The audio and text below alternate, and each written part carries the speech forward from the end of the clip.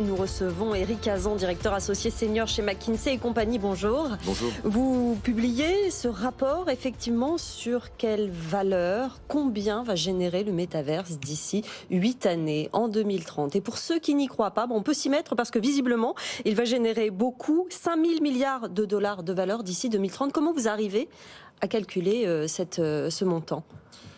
En fait, 5 000 milliards, c'est, juste pour vous donner une idée, c'est l'équivalent de l'économie du Japon en création de valeur. Donc on est sur quelque chose d'assez important. Mais finalement, on est sur des chiffres qui sont, si le métavers décolle réellement, relativement, entre guillemets, raisonnables. C'est à peu près l'idée d'avoir un quart du e-commerce dans 8 ans qui bascule partiellement sur le métavers avec une expérience probablement omnicanale.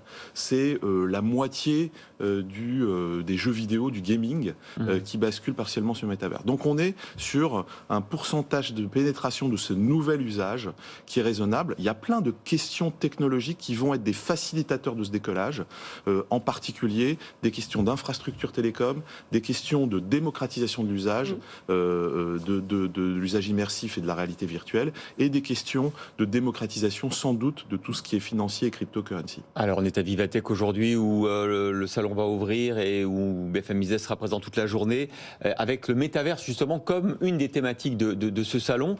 Est-ce que c'est pas un miroir aux alouettes? Parce que vous nous dites que ça va générer 5 000 milliards de dollars de valeur en 2030, mais en même temps, et d'ailleurs on investit beaucoup, cette année, enfin l'an dernier, 57 milliards d'euros ont été investis par les sociétés pour être présents dans le métaverse, 120 milliards cette année.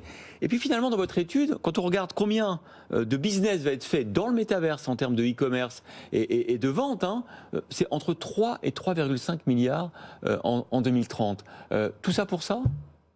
Je pense que le point clé, c'est d'abord que le niveau d'investissement d'aujourd'hui est tellement important. Pour vous donner une idée, 120 milliards en 2022, là, on est au premier semestre 2022, c'est à peu près 3 fois ce qui a été investi en 2016 sur l'intelligence artificielle. Vous rappelez que c'est pas une disruption de petite ampleur. Donc, on est sur quelque chose où, globalement, la plupart des grands de la tech, des grandes entreprises classiques et des venture capitalistes dépensent déjà beaucoup.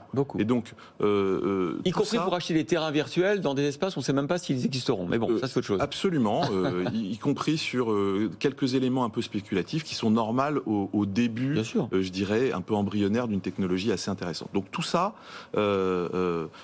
c'est simplement ce qui fait qu'il est pertinent de s'y intéresser. C'est-à-dire qu'autant d'investissements à aussi court terme, avec un business qui est déjà existant. Je vous rappelle quelques éléments, mais par exemple, aujourd'hui au pic, les NFT, ces espèces d'images virtuelles qu'on peut tracer, eh bien, les NFT, c'est près de 250 millions de dollars échangés tous les jours.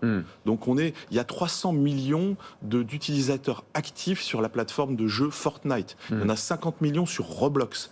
Donc toutes ces choses-là, ça rend l'élément, on pourrait se dire on est au début de l'Internet, mais on est sur un début de l'Internet, d'un nouvel Internet, mais boosté à l'hélium, je dirais. C'est vraiment extrêmement costaud.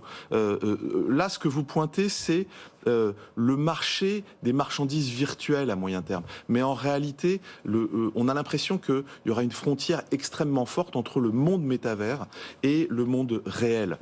Mais si vous regardez un petit peu ce que font les jeunes aujourd'hui, il n'y a pas de fracture entre leur usage online et leur usage offline. Donc en fait, ce que vous regardez comme un petit chiffre sur les marchandises virtuelles sera un chiffre totalement intégré virtuelles, avec les marchandises réelles et qui représenteront la part la plus importante de demain. Et c'est ça le pari dans 2-3 ans, c'est ça le point de basculement. Il faut que cette plateforme incroyable d'aujourd'hui bascule dans une plateforme de commerce